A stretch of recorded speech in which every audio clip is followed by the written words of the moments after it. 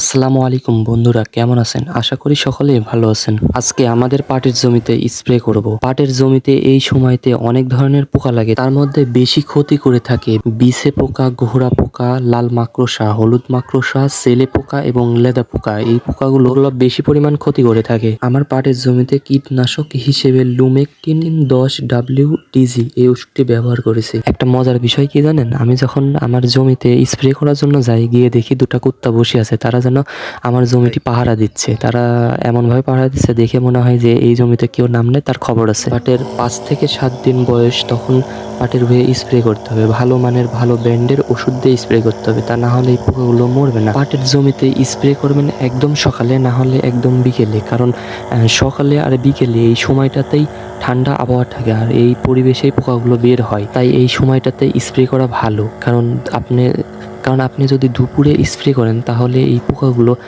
বের হবে না, আর এই ওষুধগুলো শুকায় যাবে, রোদে শুকায় যাবে, তেমন একটা ভালো কাজ করবে না। এই জন্য আমাদের সকালে এবং বিকেলে এই দুই সময়টাতে স্প্রে করা আমাদের জন্য ভালো হবে।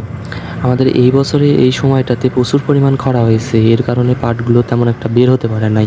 এজন্য আমাদের এক্সট্রা করে সেচ দেওয়া লাগছে, আর আকাশে তেমন একটা বৃষ্টিও হয় নাই, এজন্য পাটগুলো তেমন একটা বের হয় নাই। আমাদেরকে সেচ দিয়ে তারপরে পাট বের করতে হয়েছে। সামনে বছরগুলোর থেকে এই বছরের একটু খরাটা বেশি দেখতে পাচ্ছি, আর আকাশে তেমন একটা বৃষ্টি নাই। এজন্য এই বছরে একটা সেচ দিয়ে হয়ে গেছে, তবে মোটামুটি আরও একটি সেচ দেওয়া লাগবে। সেচ না দিলে আমাদের পাটগুলো মারা যাবে আর বড় হবে না, এজন্য আমাদেরকে আবার একটা সেচ দিতে হবে। এবং আমাদের জমিতে দেখেন প্রচুর পরিমাণ আগাছা বা ঘাস বের হয়েছে, এই ঘাসগুলো উঠাই দিতে হবে, তা না হলে আমাদের পাটগুলো তেমন একটা বড় হবে না। এজন্য আগে স্প্রে করে নিচ্ছি, তারপরে এই ঘাসগুলো উঠাই দিব, তা না হলে ঘাস মারা ওষুধ দিয়ে এই ঘাসগুলোকে একবারে শেষ করে ফেলতে হবে, তা না হলে আমাদের পাটগুলো তেমন একটা বড় হবে না। সামনের বছরে পাটের দাম ভালোই ছিল, এই বছরে কেমন যাবে তা ঠিক জানি না। তবে সামনের বছর 4,000 থেকে 4,500 টাকা মন গিয়েছিল প্রতি মন পাট। তো এই বছরে যদি এরকমটা দাম যায় তবে আলহামদুলিল্লাহ আমরা মোটামুটি ভালোই লাভ হবে। এই জন্যই পাট মোটামুটি 1 বিঘা করছি, তবে ইনশাল্লাহ আশা করছি ভালো দাম পাবো। আমাদের পাটের জমির পাশে রাস্তার ধারে 2টা তালের গাছ হয়েছে, আর এই তালের গাছগুলোতে প্রচুর পরিমাণ তাল ধরেছে মাশাআল্লাহ। আল্লাহর অনেক বড় নিয়ামত, দেখেন কতগুলো তাল ধরছে। আমাদের জমির পাশেই একটা জমিতে কুশলের আবাদ করছে, আর এই ডিপ থেকে মূলত এই ডিপ থেকে আমরা সেচ দিই। এখানে সাবমার্সিবল বসানো আছে, এই সাবমার্সিবল থেকে আমাদের পাটের জমিতে সেচ দিই, এবং পাশাপাশি আমাদের আরও অনেক জমি আছে, ওই জমিগুলোতেও এখান থেকেই সেচ দিয়ে থাকি।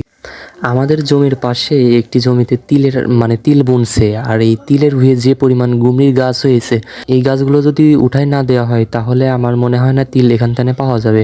তো আমাদের জমি হলে ঠিক উঠাই দিতাম, এখন এই জমি আল্লাহ কী করবে ঠিক আমি জানি না। দেখেন কি পরিমাণ গুমরির গাছ বের হয়েছে, এই গুমরির গাছগুলো যখন বড় হবে তখন এই তিলগুলো একবারে নিচে পড়ে যাবে। আর তার পাশে একটা জমি আছে, দেখেন তিলগুলো কি সুন্দর হয়েছে, তিলের ভুঁইয়ে একটা ঘাসও নাই, আর তিলের গাছগুলো কি মোটা মোটা হয়েছে। তবে এই ভুঁইয়ালা অনেক পরিশ্রম করে ঘাসগুলো উঠাই ফেলছে। আপনারা যারা আমার এই ভিডিওটি শেষ পর্যন্ত দেখছেন তাদেরকে অসংখ্য ধন্যবাদ।